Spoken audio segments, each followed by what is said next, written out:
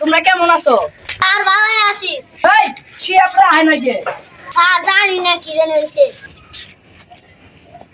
Hello Shiyab, তুমি স্কুলে আসতেছো না কেন? হ্যালো, আসসালামু আলাইকুম স্যার। আমি অনেক অসুস্থ, আমার খালি আগে আমার কষা ধরছে। আমি প্রতিদিন খালি আগে আমি আঁকতে আঁকতে বাথরুমেতে পড়ে গেছি এর লইগা আমি কালকা মুনি স্যার রাহি। আচ্ছা কালকে তুমি আয়ো, তোমারে কালকে মার দিমু।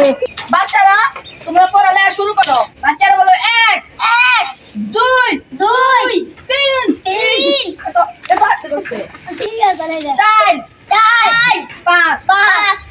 আমরা আজকে ছুটি, কালকে আবার পড়বার হয়ে যাওগা।